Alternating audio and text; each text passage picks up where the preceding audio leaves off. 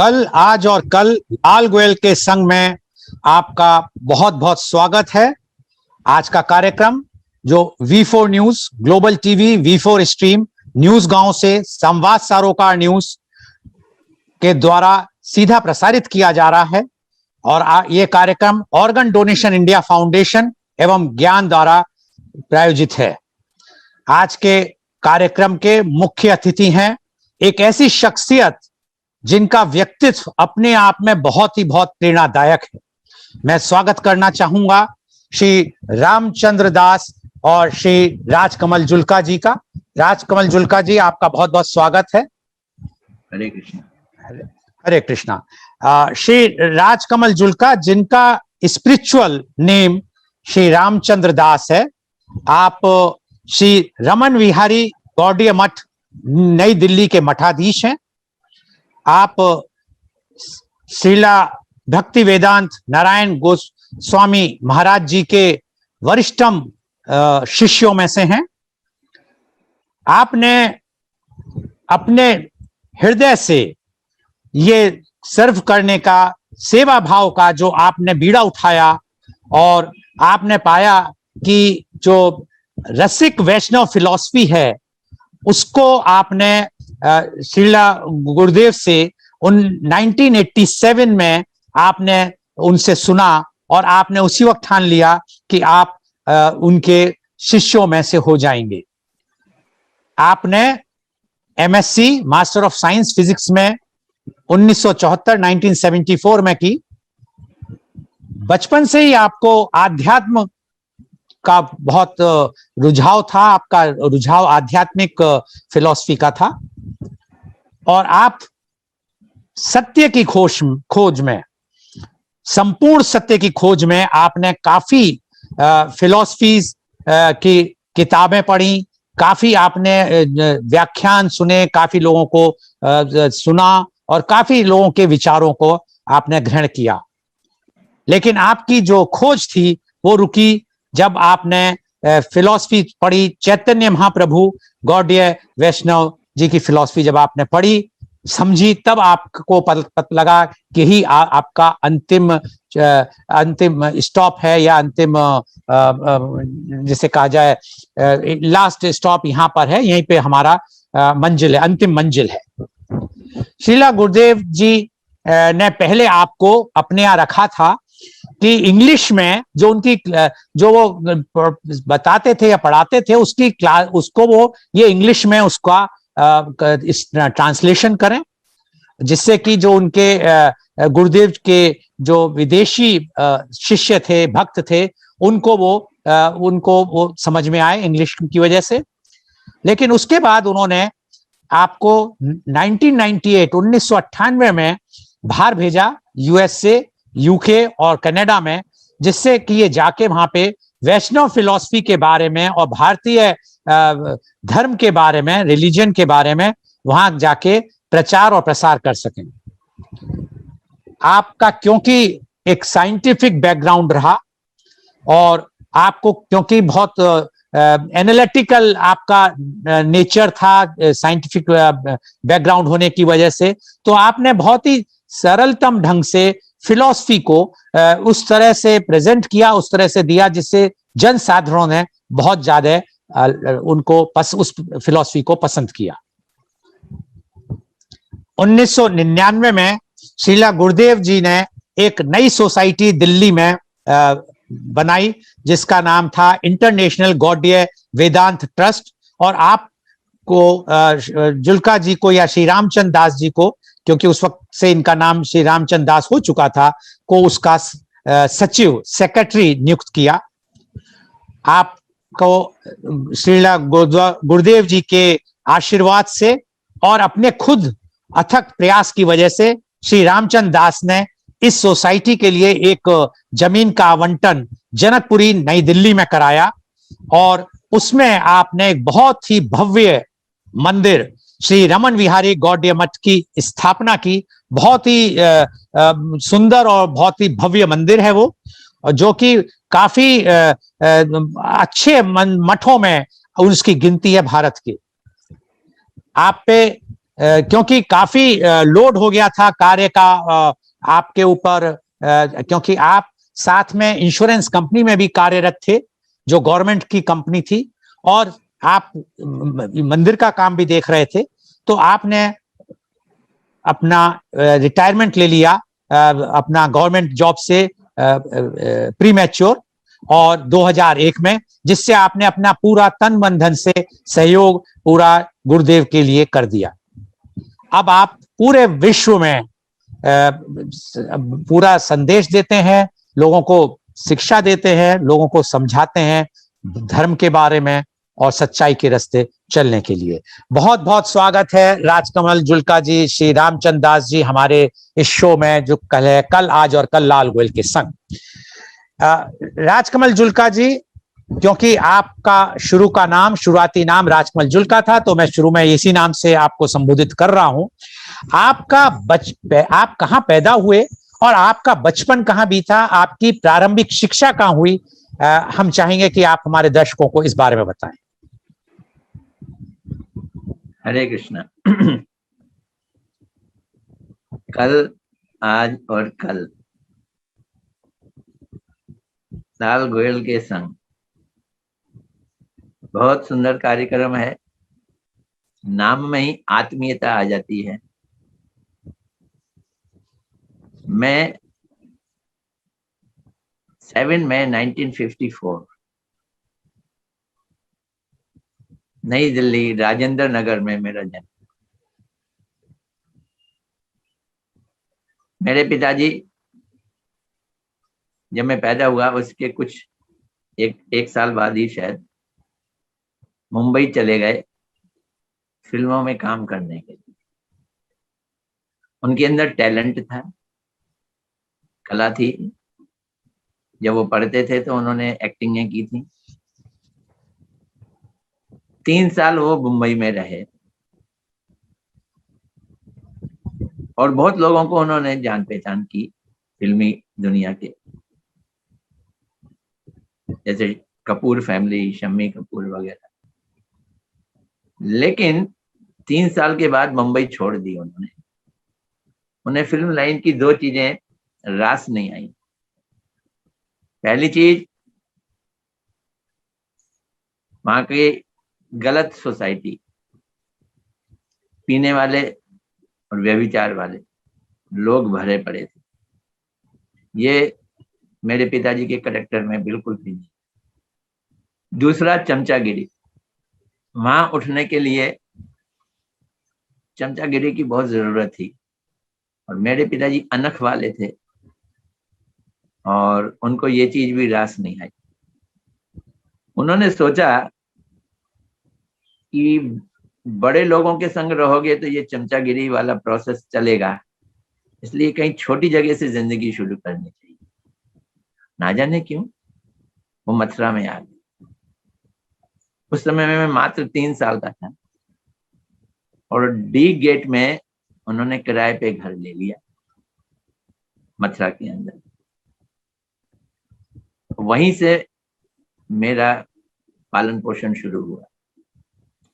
मेरे पिताजी फाइनेंस का काम करना शुरू किया। 3-4 हजार रुपया उनके पास था। बहुत ही हिसाब से चलते थे और बड़ी कामयाबी से उन्नति करते चले गए। मथुरा में जब हम रह रहे थे, छोटा सा घर था, 2 कमरों का घर था डी गेट में। कोई बड़ी पॉश लोकेलिटी नहीं थी डम्पियर नगर जैसी, लेकिन अच्छी जगह थी। पिताजी हमारे को खुद ध्यान रखते थे। मैं, मेरा एक भाई और 2 बहनें, हम 4 जन थे।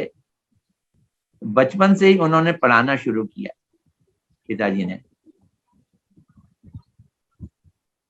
घर के पास एक स्कूल था, उसका नाम था आइडियल मॉन्टेसरी।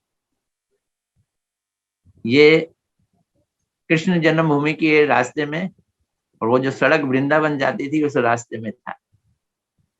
वहां मुझको एडमिशन कराई लेकिन वहां मैं एडमिट नहीं हुआ, रोता हुआ घर वापस आ गया।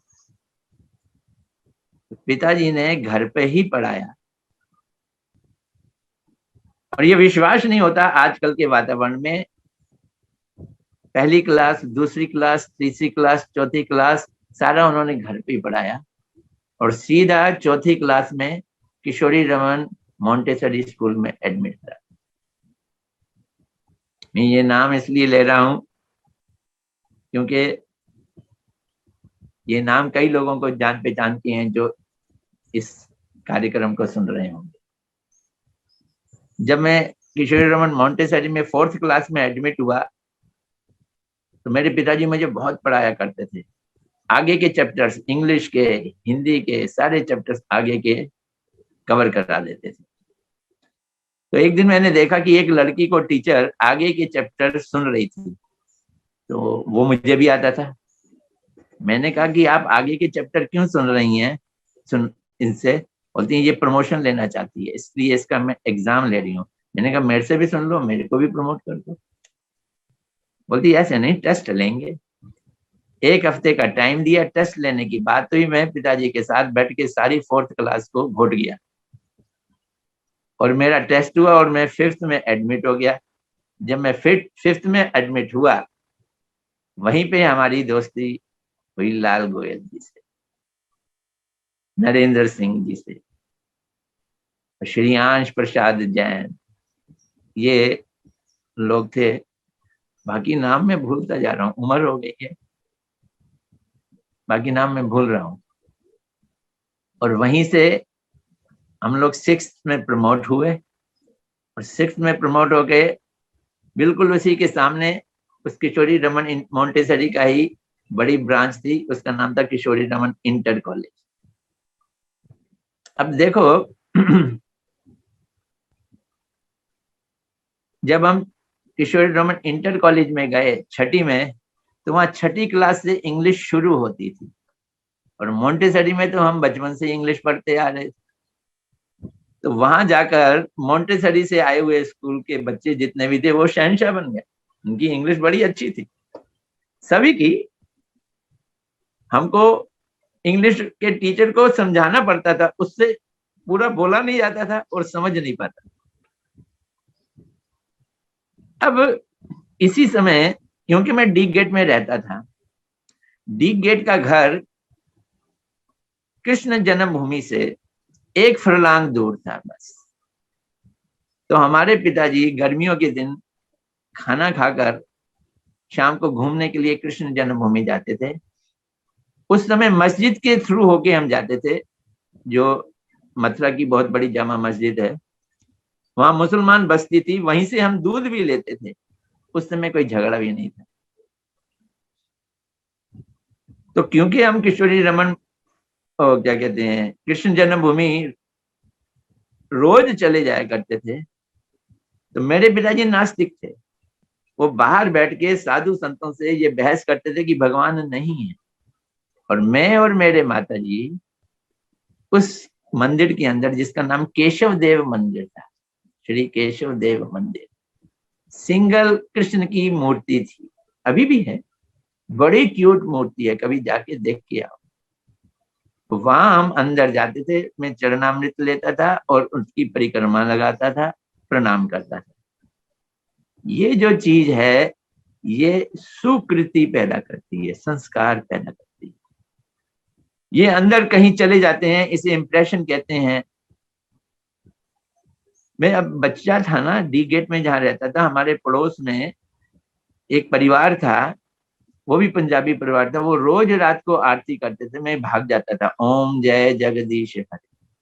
मैं उनसे पूछता था ये किस चीज की आरती है, बोलते भगवान की आरती है। मैंने कहा भगवान कौन है, कैसे हैं? वो भगवान कहते थे ये कृष्ण, ये राम, ये भगवान है। तो मैं कहता था भगवान और हम में क्या अंतर है?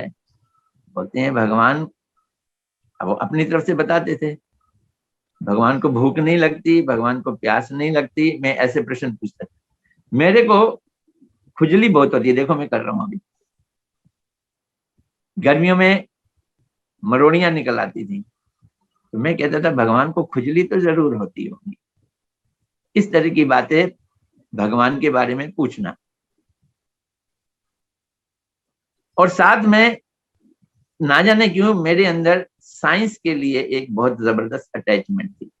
मटके में पानी ठंडा क्यों होता है, रेलगाड़ी कैसे चलती है, मोटर कार कैसे चलती है, इस चीज की बड़ी दिलचस्पी हुआ करती थी। तो हमारे समय बीते बहुत अच्छे, 6ठी 7वीं 8वीं 9वीं 10वीं। हमारे लाल गोयल जी हमारे मित्र हुआ करते थे। वहां एक किन्ने की दुकान होती थी, उससे हाफ टाइम में कचौड़ी खाया करते थे। और ऐसे करते हुए जब 12वीं पास की तो मैं बीएसए कॉलेज में चला गया, साइंस का स्टूडेंट, साइंस ली मैंने। और उस समय हम लोग बिछड़ गए। गोयल साहब मेरे ख्याल किशोरी रमन में ही रहे, और वहां पे मैंने बीएससी की और एमएससी फिजिक्स में एडमिशन लिया।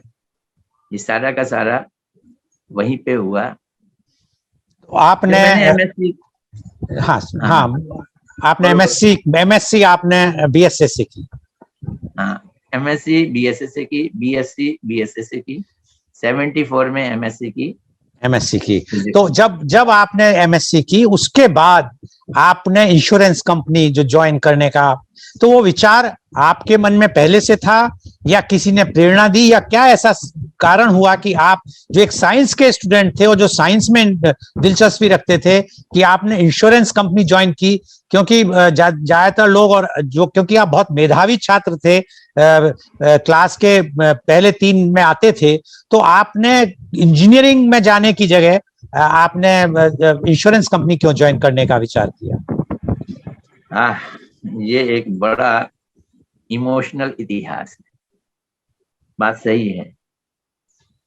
एक बात आप जानते होंगे, मैन प्रपोजेस गॉड डिस्पोजेस। हमारी चलती नहीं। एमएससी करने के बाद मेरे पिताजी में बड़ा इंटरेस्ट था कि मैं आईएएस करूं, सिविल सर्विसेज में करूं।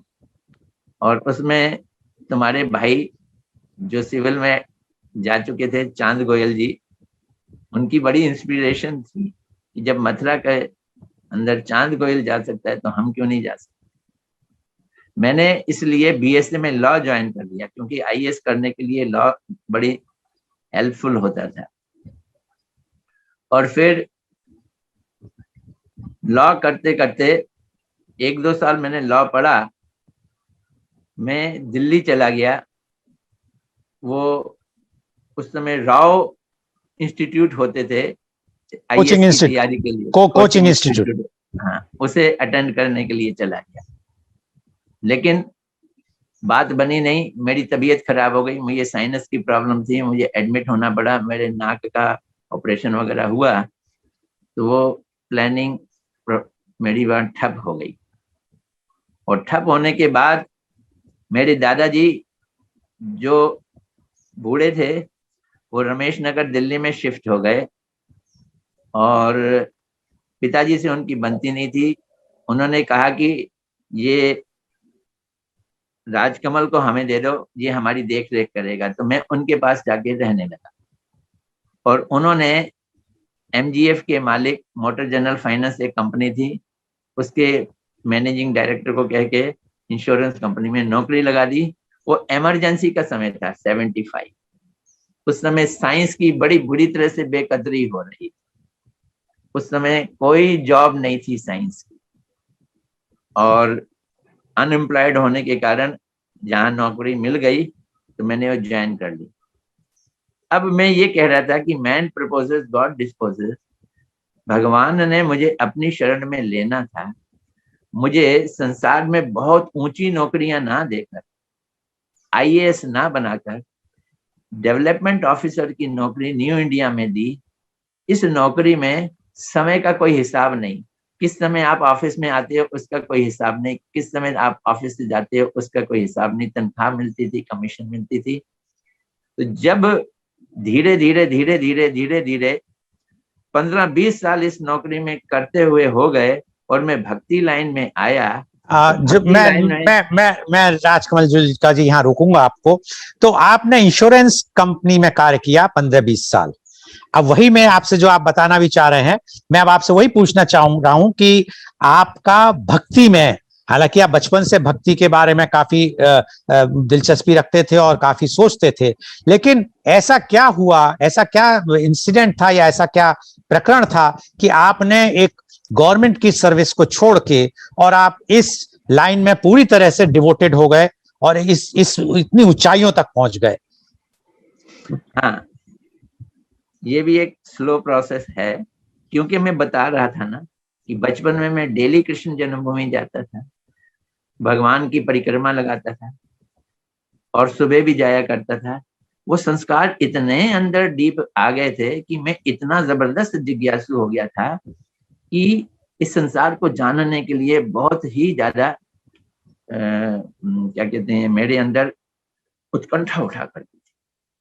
मैंने बहुत सारी किताबें ली, वेद लिए, पुराण लिए और अलग अलग कल्चरों की लोगों की किताबें ली, बहुत सारे सत्संग ज्वाइन किए मैंने, स्वामी राम सुखदास जी को सुना मैंने, ये किंकर जी, एक रामधारी किंकर जी है, उनकी कथाएं सुनी मैंने, और रजनीश के मैंने बहुत सारे लेक्चर सुने कि सत्य क्या है ये जानने के लिए। शंकराचार्य की फिलॉसफियां सुनी।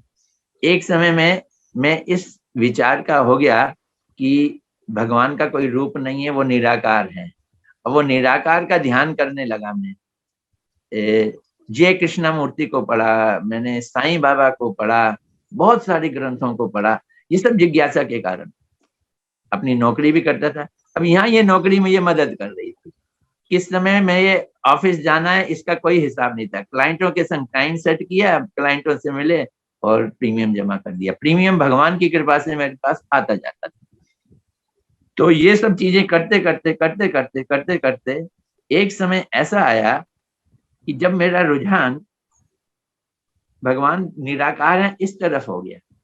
जब मैं ये सोच रहा था कि भगवान निराकार हैं, तो उस समय मुझको इस्कॉन के साथ संपर्क हुआ। ये एक बड़ी लंबी कथा है और नहीं, आप समय 5 बजे से ज्यादा दोगे नहीं।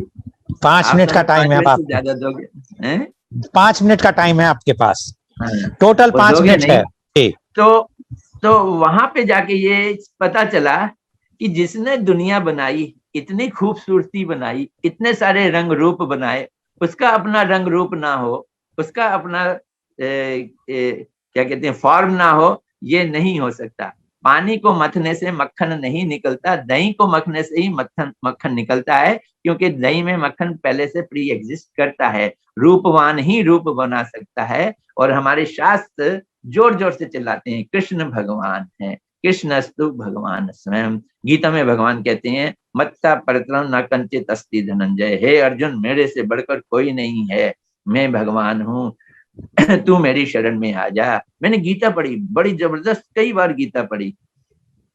सर्वधर्मान परित्यज्य, सब धर्मों को छोड़ के माम एकम शरणम व्रज, एक मेरी शरण में आ जा। अहम त्वां सर्वे पापेभ्यो मोक्षयिष्यामि मा शुचा, मैं तो ये सब पापों से मुक्त कर दूंगा, चिंता मत कर। मेरी नौकरी चलती रही। तो 2001 में ऐसी स्थिति आई, देखो यहाँ जल्दी से बताना शुरू होगा कि उस नौकरी में मुझे ऑब्स्ट्रक्शन आ गया। क्या ऑब्स्ट्रक्शन आ गया? बीमा नहीं मिलना शुरू हुआ और प्रीमियम फॉल डाउन होने लगा। ये भी भगवान की मर्जी। तो मैंने उस नौकरी को इसलिए छोड़ा ताकि पेंशन मिलती रहे मुझे ठीक ठाक। और उसी समय मैंने कोशिश की और जनकपुरी में हमको जमीन अलॉट हो गई। वो 2003 में अलॉट हो गई। इसलिए मैंने 2001 में सब कुछ छोड़कर और इस मंदिर को डेवलप करने के लिए यहाँ पे आ गया और भक्ति शुरू की। आपने रामचरण दास जी, क्योंकि आपका नाम, ये नाम आपका किसने दिया और ये कब पड़ा? ये गुरुदेव ने दिया, रामचंद्र दास। रामचंद्र। ये जैसे वैष्णव फिलॉसफी में जितने भी नाम होते हैं ना, वो भगवान के दास कहलाते हैं। तुलसी दास वो वैष्णव है, सूर दास वैष्णव है, कबीर दास। ये वैष्णव फिलॉसफी जो ये मानते हैं कि भगवान है और हम उनके सेवक हैं, ये वैष्णव फिलॉसफी है। तो आप जब आपका जब नाम ये पड़ गया और आपने इसमें, और उसके बाद आप, उसके पहले से ही आप विदेशों में यात्रा कर रहे थे और काफी जगह गए, तो आपने क्या अंतर पाया भारत में और विदेशों में भारतीय संस्कृति के बारे में, जब आप बात करते हैं और करते वहां पे जाके आपने की? देखो, मैं विदेश में पहले नहीं गया था। विदेश में जाना तो भक्ति लाइन में आने के बाद ही गया था। भक्ति लाइन में तो मैं 87 में आ गया था, ये गौड़िया वैष्णव फिलॉसफी में, इस्कॉन में आ गया था 87 में, गुरुदेव के साथ 93 94 में आ गया। लेकिन एक बात बतलाता हूँ, वहां जाने के बाद मुझको हवा में खुशकी दिखाई। मुझे ऐसा लगा कि some factor is missing in it. तो जब मैंने गौर से देखा, मैंने भारतीय परिवार भी देखे और विदेशी परिवार भी देखे, factor of love was missing in that society. तो मैंने एक व्यक्ति से कहा कि ये फैक्टर क्यों कम है। वो बोलता है, भाई साहब, मैं इंडिया में बेल कंपनी में काम करता था और अगर 10 बजे मेरा ऑफिस में 10:15 भी पहुंच जाता था तो मुझे भय नहीं होता था और मैं अटेंडेंस लगा लेता था। लेकिन यहाँ मैं पोस्ट ऑफिस में काम करता हूँ और 9:45 बजे पहुंचता हूँ, तो मुझे ये डर रहता है, 10 बजे का मेरा जॉब है, मुझे डर रहता है कि वो मुझे फायर तो नहीं कर देंगे, निकाल तो नहीं देंगे।